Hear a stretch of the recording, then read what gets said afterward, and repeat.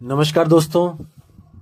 आज मैं फिर आपके सामने कुछ ज्ञान की बातें लेके आया हूँ और आपने पूरे बुद्धि और विवेक लगा के इन बातों को समझना है। और मुझे बहुत खुशी हो रही है कि आप लोग की जो विवेक है, आप लोग का जो विवेक है वो आगे से आगे बढ़ता ही जा रहा है, क्योंकि आप लोग की जो मेल्स आती हैं मुझे, और क्या प्यारे आप सवाल जवाब करते हो, उसमें बहुत अच्छा लगता है कि आपकी जो विवेक का लेवल है वो आगे से आगे बढ़ता ही जा रहा है और आप आगे से आगे उन चीज़ों को खोजने की यात्रा कर रहे हो जो आम इंसान के बस की बात नहीं है। बहुत अच्छी बात है कि आप उन चीज़ों को समझने की कोशिश कर रहे हो जो बड़े बड़े संत, जो यहाँ पे स्वयंभू संत बने बैठे हैं, वो भी उस लेवल को प्राप्त नहीं कर पाए। बहुत खुशी की बात है दोस्तों। मुझे लगता है ये ऑडियोज बनाना मेरा सफल हो रहा है। बहुत बहुत मेरा दिल खुश होता है जब कोई भी ऐसे ऐसे सवाल पूछता है जो एक आम इंसान पूछ ही नहीं सकता, सोच ही नहीं सकता। इसका मतलब कि आप लोग की जो विवेक की शक्ति है वो बढ़ रही है। बहुत खुशी होती है दोस्तों, क्योंकि एक विवेक ही है जो आपको हर जगह बचाएगा। क्योंकि कबीर साहब कहते हैं, लुट गया रे व्यापारी परख बिना। अगर आप परख नहीं करोगे, कहीं सब्जी मंडी में चले गए, कहीं फलों की मंडी में चले गए और आपने परख नहीं करी, तो आपको घटिया माल मिल जाएगा। क्योंकि वहां पे अच्छे और घटिया दोनों तरह के माल बिकते हैं। रेट में फर्क होता है। अगर आपने परख नहीं करी तो आपको कोई भी घटिया माल पकड़ा सकता है और आप उसको लेके घर चले जाओगे और वो बदली नहीं होता है, वापस बदला नहीं जाएगा। इसी तरह जो आपको ये जन्म मिला है, अगर आपने पूरा विवेक नहीं लगाया इसमें, तो आप इस जन्म को एक तरह से खो दोगे। इसलिए मैं हमेशा अरदास करता हूं कि अपने विवेक को हमेशा काम पे लगाए रखो। मेरी ऑडियोज बार बार सुनो और हर बार आपको कुछ ना कुछ इसमें नई चीज मिलेगी। आपका विवेक कुछ ना कुछ ऐसी नई चीज पकड़ेगा जो आप पिछली बार में नहीं पकड़ पाए होगे। इसीलिए मैं कहता हूं, बार बार अभ्यास ते जड़मत होत सुजान, रसरी आवत जातते सिलते पड़े निशान। आप उन चीजों को जरूर समझ पाओगे, जरूर पकड़ोगे जो मैं बताने की कोशिश कर रहा हूं। और मैं लंबी वीडियोस ऑडियोज नहीं इसलिए बनाता हूं क्योंकि ज्यादा देर बंदा कंसंट्रेट नहीं कर पाता किसी एक चीज पे। इसलिए 10 मिनट, 15 मिनट, हद 20 मिनट। तो दोस्तों, आज जो मैं आपको कुछ बताना चाहता हूं वो है संत की निंदा। आखिर क्या होती है संत की निंदा और उसका परिणाम क्या होता है, मैं आपको आज ये सब क्लियर करने जा रहा हूं। आपने बड़े विवेक से, ध्यान से इनको परखना है कि मैं क्या बोल रहा हूं, सच बोल रहा हूं कि झूठ बोल रहा हूं। तो आइए शुरू करते हैं दोस्तों। आपने एक वाणी सुनी होगी, जो कोई निंदे संत को संकट ताको होई, नरक जाए जन्मे मरे मुक्ति कभू ना होई। आपने ये वाणी है, ये कबीर साहब की वाणी है। आपको ऐसा भी सुनने में आएगा, कई स्वयंभू संत जो बन के बैठे हुए हैं यहाँ पे, वो आपको ऐसे भी भ्रमित कर सकते हैं कि ये वाणी संत की नहीं है, यानी कबीर साहब की वाणी ही नहीं है। कबीर साहब ऐसा कभी बोल ही नहीं सकते। ये जरूर उन पाखंडी संतों की है जो कबीर साहब के बाद आए और उन्होंने वाणी में मिलावट करी। अब उनकी बुद्धि देखिए दोस्तों, उनका लेवल देखिएगा आप कि कैसी बुद्धि वो लेके बैठे हैं और दुनिया को समझा रहे हैं। अब इस वाणी को आप परख करिए। आप बिल्कुल परख करना इस वाणी को, ये वाणी कहना क्या चाहती है, और इसके बाद विवेक लगाना कि ये सत्य है, ये झूठ है। और कई तो ऐसे आपको लोग मिलेंगे जो आपको कह देंगे कि अगर संत की निंदा करने से अगर नरक मिलता है, बार बार मरना जन्मना पड़ता है, तो वो स्वर्ग तो सांप और बिच्छू के समान है। अब बुद्धि देखिए दोस्तों उनकी। मतलब कि हैरानी भी होती है कई बार कि ऐसे ऐसे लोग अपने आप को संत घोषित कर चुके हैं स्वयंभू, जो इन वाणियों तक को नहीं समझ पाए। तो आज मैं आपको हर चीज क्लियर करूंगा दोस्तों कि ये वाणी क्या कह रही है। और भी कई ग्रंथ हैं जिनमें संतों की जो निंदा है उसको क्या क्या बोल के बताया गया है, मैं वो भी आज आपको क्लियर करूंगा। तो दोस्तों, पहले तो आपको बता दूं कि संत कभी भी किसी को कोई श्राप नहीं देते, कभी पलट के वार नहीं करते, कभी किसी को बद्दुआ नहीं देते। संत तो अमृत होते हैं। अमृत को आप चाहे उसमें आप डंडे मारो, किसी अमृत की बोतल को चाहे आप उसको आग पे चढ़ा दो, चाहे आप उसको कितनी गालियां दो, लेकिन अगर आप उसको पियोगे तो आपको अमृत ही मिलेगा, क्योंकि अमृत का मतलब केवल अमृत है, विष कदापि नहीं। ये तो आप गांठ बांध लो, पक्की बात है। तो अब सजा कैसे मिलेगी उसको जो बार बार जन्मे मरे, मुक्ति कभी ना होए? कौन देगा उनको सजा?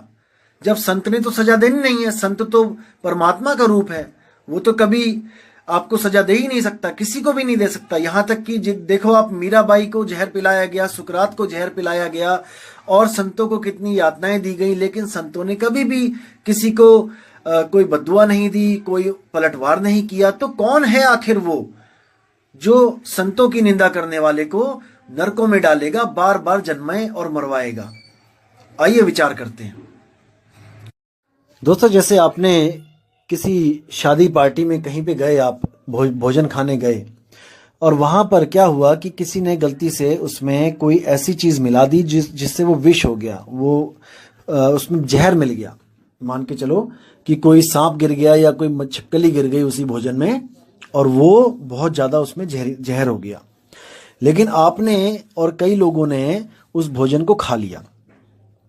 अब जैसे ही उसको खाया तो कुछ समय के बाद वो असर करना शुरू करेगा। जैसे मान के चलो कि 5 घंटे बाद असर उसका शुरू होगा जहर का, और 1 घंटे के अंदर मौत हो जाएगी, यानी 6 घंटे में बंदा मर जाएगा। तो जैसे ही हलवाई को पता लगा कि अरे गलती से इसमें कोई चीज गिर गई है जिससे ये सारा भोजन विषैला हो गया है, तो उसने क्या किया, उसने डॉक्टर को फोन किया। उसने डॉक्टर को फोन किया कि डॉक्टर साहब, यहाँ पे कई लोगों ने ऐसे ऐसे गलत खाना खा लिया है, इनको प्लीज आपके इलाज की बहुत जरूरत है। डॉक्टर वहां पे अपना अटैची लेके आ गया और उसमें दवाइयां वो देने लगा लोगों को। जो समझ गया था कि हमने गलत जहर खा लिया, हमने गलत भोजन खा लिया, वो तो उसको दवाई को लेने में कोई हिचकिचाहट नहीं करी और बड़े आराम से दवाई भी खाई और उसके पैरों में भी पड़े कि डॉक्टर साहब आपने हमारी जान बचा ली। लेकिन उनमें कुछ लोग ऐसे थे जो अहंकारी टाइप में थे, जो बहुत बड़े अहंकारी थे कि जो हमें पता है वो किसी को नहीं पता। उन लोग ने क्या कहा कि मुझे तो कुछ नहीं हो रहा है, मैंने तो ऐसा कुछ नहीं खाया है, क्योंकि असर तो 5 घंटे में होगा, तो अभी 1-2 घंटा हुआ है, तो इसलिए वो सोचते हैं कि हमें तो कुछ नहीं हो रहा है, दुनिया पागल है जो दवाई खा रही है, ऐसा कुछ नहीं हुआ है। तो वो, क्योंकि वो लोग किसी पे विश्वास नहीं करते हैं, वो अपने ही अहंकार में चूर रहते हैं, तो वो लोग उस डॉक्टर को गालियां देने लगे कि ये देखो, ये अपने पैसे बनाने के चक्कर में ये ऐसे कर रहा है, ये दवाइयां बांट रहा है लोगों को, ये पैसों का भूखा है, ये लूटना चाहता है। जैसे आजकल मान्यता है लोगों की कि संत जो होते हैं वो सब पैसे लूटने के लिए वो संत बने होते हैं, लोगों को लूटने के लिए, लोगों को मूर्ख बनाने के लिए लोग संत बन जाते हैं। जैसा आजकल चलन है, प्रचलन है, जैसे आजकल संत पकड़े भी जा रहे हैं, उनको संत भी नहीं कहना चाहिए, क्योंकि जो गलत काम करेगा वो संत क्यों है, वो संत के वेशभूषा में चोर है। जैसे कबीर साहब ने बोला है, जंगल ना होते तो मोर कहां छुपते, और संत ना होते तो चोर कहां छुपते। अगर संत ना होते तो चोर कहां छुपते। अरे एक संतों की तो ऐसी भेष है, जो एक चोर भी ग्रहण कर ले तो उसको भी माथा टेक के दुनिया निकल जाती है आगे। तो इसी तरह हमने परख भी करनी है कि कौन संत है और कौन असंत है। ऐसा नहीं है कि जिसने चोला पहन लिया वो संत ही है। तो यहां पर उस डॉक्टर को कुछ लोगों ने गालियां भी दी, अपनी अपनी बुद्धि के हिसाब से। जिनके पास विवेक था उनको पता लग चुका था कि जो हमें बीमारी लग गई है, जो हमने गलत खाना खा लिया है, जिसके कारण हमारी मौत होने वाली है, अगर हम इसकी शरण में गए तो हम उससे बच जाएंगे। और जो लोग कहते कि हम किसी की शरण में नहीं जाएंगे, ये डॉक्टर तो पैसे कमाने के लिए आया यहाँ पे, तो वो लोग का क्या हाल होगा, जहर ही उनको मारेगा, डॉक्टर नहीं मारेगा। डॉक्टर तो दवाई लेके आया है। दोस्तों, इस बात को समझना है, डॉक्टर दवाई लेके आया है, डॉक्टर को दवाई ही देनी है सबको, चाहे वो अच्छा बंदा हो, चाहे बुरा हो, चाहे वो कैसा भी हो। लेकिन जो डॉक्टर को दवाई लेने से ही मना कर रहे हैं, जो डॉक्टर की दवाई लेने से मना कर रहे हैं, उनको मारने वाला कोई और है, डॉक्टर नहीं मारेगा। वो कौन है? वो है जहर। वो जहर ही उनको मारेगा। इसीलिए एक विवेकी बंदा क्या कहता है कि संत का निंदक जो है वो जन्मेगा मरेगा। कहने का मतलब, जो डॉक्टर की निंदा करेगा, वो निंदा करने का मतलब है कि उसके दवाई को ग्रहण नहीं करेगा। निंदा करने का यही मतलब है। जब आप उसकी निंदा ही कर रहे हो तो आप उसके कहे रास्ते पे कैसे चल सकते हो? इसका मतलब ये नहीं है कि डॉक्टर आपको जहर देगा तब आप मरोगे। जहर तो आपने स्वयं ही ले रखा है। अगर वाणी बोल रही है कि संत के निंदक को बार बार नरक और बार बार जन्म मरण में फंसना पड़ेगा, मुक्ति कभी ना होए, तो केवल संत का निंदक ही थोड़ी नहीं है ऐसा। जो लोग संतों की शरण में नहीं जा रहे हैं, जैसे जो लोग वैसे ही मरी जा रहे हैं बिना संत को गाली दिए, क्या वो नहीं नरकों में जा रहे हैं? क्या वो नहीं जन्म मरण में फंसे हुए हैं? भाई बुद्धि लगाओ, विवेक लगाओ। हर बंदा जन्म मरण में फंसा है, चाहे संत को गाली दे चाहे ना दे। बच वही सकता है जो संत की शरण में चला जाए। वाणी ये बोल रही है उसको। और वाणी ने ऐसा क्यों बोला है? क्योंकि केवल संत ही है जो आपको इस जन्म मरण से निकाल सकता है, वरना तो सारे फंसे ही फंसे हैं। ये कुत्ते बिल्ली हाथी घोड़े ही वही लोग हैं जो इंसान चोला प्राप्त करने के बाद जिन्होंने विवेक नहीं किया और आज वो अलग अलग जूनों में जन्म और मर रहे हैं। वो नरकों में पड़े हैं। नरक क्या है? नाली नरक है, गटर नरक है। उसी में जाके नरकों में खाना खा रहे हैं। जो हम लोग विष्ठा करते हैं वही वो खाते हैं। तो यही सो वो नरक है। और नरक क्या है? गधा लगा लो, घोड़ा लगा लो, 24 घंटे चाबुक पड़ रहा है पीठ पे। हम लोग के कोई डंडा मारे हम तो हाथ से रगड़ के थोड़े शांत भी हो जाते हैं। उसकी पीठ पे रगड़ने वाला कौन है? वो बेचारा खाल इधर उधर करता रहता है। हाथ पैर तो उसके लग नहीं सकते वहां पे, वो उसको मल नहीं सकता जहां पे डंडा पड़ा है। तो वो नरक है। वो रोता रहता है, पीछे डंडे पड़ते रहते हैं, आगे वो रोता रहता है। अगर हम लोग ने विवेक नहीं किया, हम लोग संत की शरण में नहीं गए, तो हमारे साथ भी यही होगा। ये कोई डराने वाली बात नहीं है। मैं किसी को डरा नहीं रहा हूं। जो कई लोग कहते हैं कि डरा के भक्ति करवाई जाती है, भैया मत डरो, लेकिन सामने जो दिख रहा है उस पर यकीन तो करो। क्या गधों के साथ परमात्मा की कोई दुश्मनी थी जो उनको केवल गधा बनाया? या कुत्तों के साथ कोई दुश्मनी थी उनको कुत्ता बनाया? सब अपने कर्मों के हिसाब से शरीर को धारण करते हैं। तो इन बातों को समझना है, इस पे विचार करना है। संत का निंदक कौन होता है? जो कभी भी गुरु धारण नहीं करता है और वो बार बार नरकों में जाएगा, बार बार जन्म मरण उसको होगा। इसका मतलब ये नहीं कि संत उसको मार रहे हैं, बिल्कुल नहीं। उसको उसी के कर्म मार रहे हैं, क्योंकि संत कर्म बदलता है। संत कभी आपको ऐसा नहीं कहेगा, कोई चमत्कार कर देगा कि आप बिल्कुल आप यहां से सतलोक पहुंच गए, यहां से कहीं और पहुंच गए। संत आपके कर्म बदलता है। आप मीट खाते हो, संत मीट छुड़वाता है। आप शराब पीते हो, संत शराब छुड़वाता है। आप मछली अंडे खाते हो, संत मछली अंडे छुड़वाता है। अगर आप व्यभिचार करते हो, संत व्यभिचार छुड़वाता है। तो जब आपने सारे बुरे कर्म छोड़ दिए हैं और पुराने जो कर्म किए हैं उसके लिए आप भक्ति कर रहे हो, अपने निज स्वरूप को प्राप्त कर रहे हो, तो आपका लेखा जोखा खत्म हो जाता है। सिंपल सी बात है। अब जैसे हम लोग मूर्ख बोल देते हैं, तो मूर्ख कोई गाली नहीं होती भाई, फिर से समझ लो। मूर्ख, मूर्ख का मतलब क्या होता है? जो मुंह में आई बात को बिना सोचे समझे 10 लोगों के सामने रख देता है। मुंह रख, जो विवेक नहीं लगाता, बुद्धि नहीं लगाता कि मैं क्या कहने जा रहा हूं। जैसे कई मूर्ख संतों की बाणियां पढ़ते हैं, वो समझ नहीं पाते और उसका उल्टा अर्थ 10 लोगों के सामने रख देते हैं। उसको मैं मूर्ख कहता हूं। मैं कोई बहुत बड़ा ज्ञानी नहीं हूं जो मैं अपने आप को ज्ञानी बोलूं और किसी और को मूर्ख बोलूं, नहीं। मैं मूर्ख केवल उन लोग को बोलता हूं जो बिना सोचे समझे किसी को भी गलत सिद्ध करने में लग जाते हैं। जैसे कई मूर्ख ऐसे भी हैं जो कबीर साहब को, नानक साहब को भी मूर्ख कहने में परहेज नहीं करते, उनको भी अज्ञानी बोलने में परहेज नहीं करते। तो मैं स्पेशल उन लोग को बोलता हूं मूर्ख, यानी जो मुंह में आ गया वो बक दिया, बिना विवेक किए, बिना सोचे समझे कि क्या वो लोग ऐसे हो सकते हैं कि उनको ज्ञान नहीं है। जो सारी दुनिया को रास्ता दिखा के गए, क्या वो लोग ऐसे हो सकते हैं कि वो भटक जाएं रास्ते से? तो ऐसे लोगों को मैं मूर्ख बोलता हूं। आप बिल्कुल माइंड ना करें कि मैं किसी को गाली दे रहा हूं। और जो लोग बोलते हैं कि कबीर पंथ के जो आगे गुरु आए हैं कबीर पंथ में, उन्होंने वाणियों में मिलावट करी है, तो उनके लिए मैं एक बहुत अच्छी वाणी लेके आया हूं बाबा नानक की। इससे आपको पता लग जाएगा कि हर संत ने बोला है कि संत का निंदक नरकों में जाता है। देखिए वाणी क्या कहती है। नानक संत भावै ता ओई भी गति पाही। मतलब कि अगर किसी संत को आप भा जाते हो या आपको कोई संत भा जाता है, तो आप भी उस संत की गति तक पहुंच सकते हो जहां तक वो संत पहुंचा हुआ है। संत का निंदक महाअत्ताई, अत्ताई होता है जो बुरे कामों की हद कर देता है, जो यानी कि संत का निंदक महाअत्याई, महाबुरे कर्मों का लेखा उसके सिर पे चढ़ जाता है। कैसे चढ़ जाता है? जब वो मुक्ति प्राप्त नहीं करेगा तो सारे जितने भी हैं अपने कर्म, उसका लेखा जोखा उसको देना पड़ेगा, तो वो अत्ताई हो गया। संत का निंदक खिन टिकन न पाई, यानी कि संत का निंदक एक पल भी उस परम शांति को प्राप्त नहीं कर सकता, वो जन्म मरण में फंसा ही रहेगा। संत का निंदक महाहत्यारा, अब उस संत के निंदक को महाहत्याओं का पाप लगेगा। कैसे भाई? जब वो 84 में जाएगा तो कुत्ता बनेगा, बिल्ली को मारेगा, बिल्ली बनेगा, चूहे को मारेगा, शेर बनेगा, हिरणों को मारेगा, तो महाहत्याएं उसको लगेंगी, उसका कर्म उसको छोड़ेगा नहीं।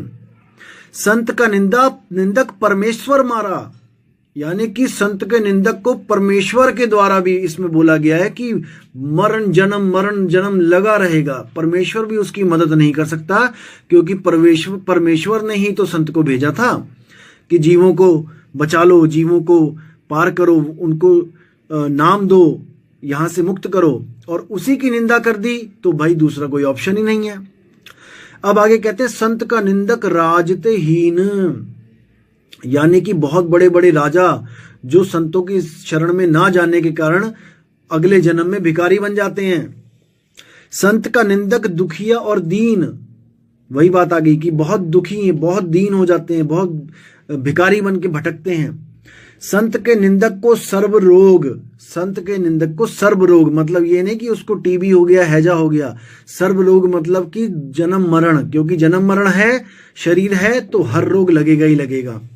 संत के निंदक को सदा वियोग, यानी कि वो कभी भी एकाकार नहीं हो सकता परमात्मा के साथ, वो हमेशा वियोग यानी कि अलग ही रहेगा। संत की निंदा दोख माही दोख, यानी कि दोख यानी पाप, कि पापों में बड़ा पाप, वो संत की निंदा है।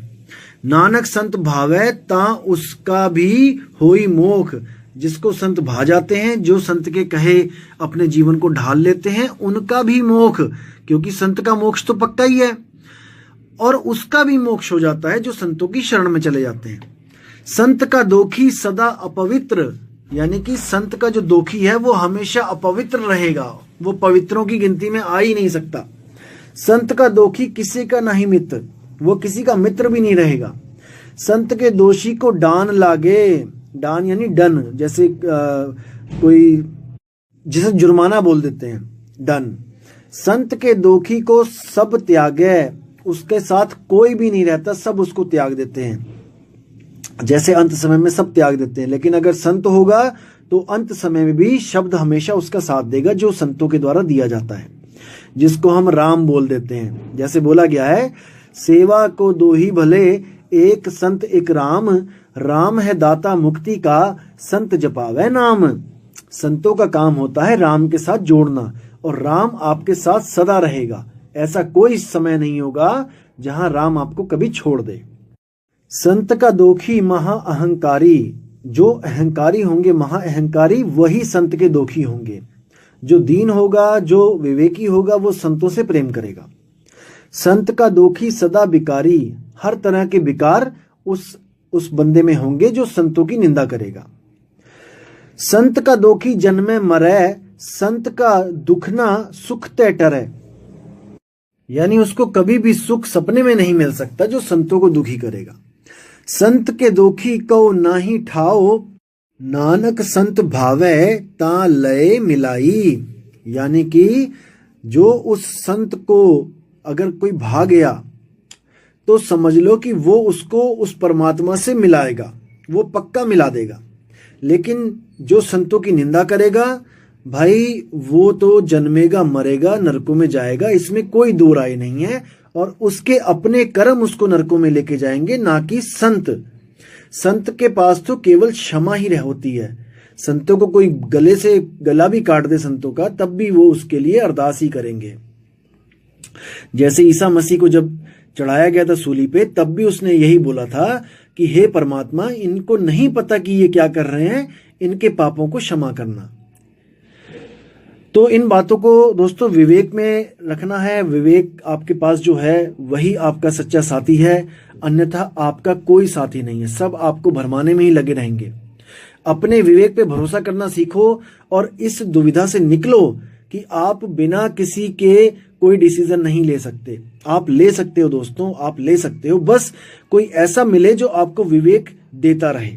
और आप उस विवेक के साथ अपना विवेक मैच करके उसकी भी सत्यता को आप प्रमाणित करते रहो, समझते रहो कि वो सच बोल रहा है या झूठ। और अगर वो सच बोल रहा है तो आप अपने विवेक को उस लेवल तक पहुंचाओ और उसके साथ मिल जाओ। मैं ये नहीं कह रहा कि मेरे साथ मिल जाओ, कोई भी विवेकी मिलता है आपको जो हमसे भी आगे की अगर कोई बात करता है तो आप बेशक आगे चले जाओ, लेकिन पीछे मत जाना, पीछे बिल्कुल मत जाना, क्योंकि फिर कोई फायदा ही नहीं आपका आगे बढ़ने का अगर आप दोबारा वापस बैठ जाओगे तो। हाँ, अगर इस ज्ञान से आगे आपको कहीं भी इस दुनिया में ज्ञान मिलता है तो कोई बंधन नहीं है दोस्तों, कोई बेड़ियां नहीं डली हैं। आप तत्काल ही गुरु को त्याग सकते हो और अगला गुरु धारण कर सकते हो। इसमें गुरु कभी आपसे नाराज भी नहीं होगा, क्योंकि याद रखना दोस्तों, 10वीं पार करने के बाद जो गुरु 10वीं तक पढ़ाते हैं वो कभी नहीं चाहते कि आप उन्हीं के स्कूल में रहो, अटके रहो। नहीं, वो आपको कॉन्ग्रेचुलेशंस करते हैं कि आपने 10वीं कंप्लीट कर ली, अब आप आगे किसी और स्कूल में एडमिशन लो, आप 11वीं और 12वीं करो। तो इस तरह जो सच्चा गुरु होता है वो कभी आपको बंधन में नहीं डालेगा कि आप केवल यहां रहो। तो दोस्तों, आज का ज्ञान मैं यही समाप्त करता हूं और अगले ऑडियो में मैं आपको कुछ वाणियां ऐसी लेके आऊंगा जिससे आपके भ्रम के पर्दे हमेशा के लिए खुल जाएंगे और आपको एक नई राह दिखाई देगी जो आज तक हमें किसी ने नहीं बताई थी। तो दोस्तों, उम्मीद करता हूं आपको ऑडियो अच्छा लगा होगा और आपने इसको बहुत मन लगा के सुना भी होगा, और आगे से आगे अपने जो घनिष्ठ मित्र हैं, अपने जो विवेकी, अपने जो साथी हैं, अपने रिश्तेदार हैं, आप उनको भी ये शेयर करते रहिए, क्योंकि पता नहीं कौन सी आत्मा कहाँ पर उस परमात्मा के लिए तड़प के बैठी है और उसको कोई रास्ता नहीं मिल पा रहा है, और अगर मिल भी रहे हैं तो अधूरे रास्ते मिल रहे हैं जो वहां तक पहुंचते नहीं हैं। तो दोस्तों, अगर आप ये शेयर करोगे तो आपको भी इसका लाभ होगा, परमात्मा आप पर भी पूरी दया रखेगा, क्योंकि आप जरिया बन जाते हो सच्चे मार्ग तक किसी को पहुंचाने का। तो दोस्तों, उम्मीद करता हूं आपको सब विवेक से हर चीज समझ में आ रही है, और कोई भी सवाल होता है आप मुझे मेल कीजिए, आपका जरूर उत्तर दिया जाएगा। ऐसी कोई सवाल नहीं जिसका उत्तर संतों के पास नहीं होता। हमारे जो गुरुजी महाराज हैं, ऐसा कोई सवाल का जवाब नहीं जो उनके पास नहीं है। तो दोस्तों, अब विदा चाहूंगा और आपसे उम्मीद करूंगा कि आप हमेशा मेरी वीडियो जो ऑडियो में बना रहा हूं इसको बार बार सुनें और इसको विवेक के द्वारा अपने अंतरात्मा तक पहुंचाएं। तो विदा चाहूंगा दोस्तों। जय गुरु बंदी छोड़ कबीर साहिब, जय गुरु बंदी छोड़ मदन साहिब, जय जय गुरु बंदी छोड़ वैराग साहिब जी की सदा ही जय हो। साहिब बंदगी सतनाम। नमस्कार दोस्तों।